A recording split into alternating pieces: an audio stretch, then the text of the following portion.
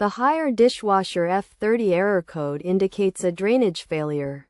This issue can be caused by a software malfunction, a leaking component, or a drainage system that is not functioning properly.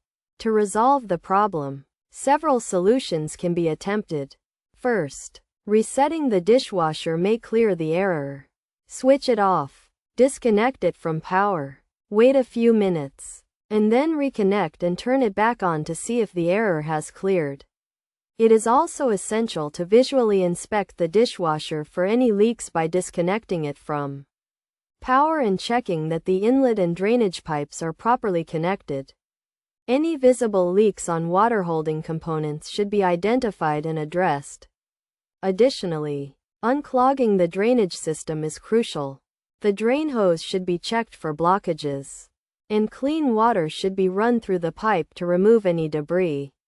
Ensuring the pipe is not kinked, which can prevent water flow, is also important, and any kinks should be straightened. Finally, draining the water from the drainage pump and removing any debris or excess detergent can help resolve the issue.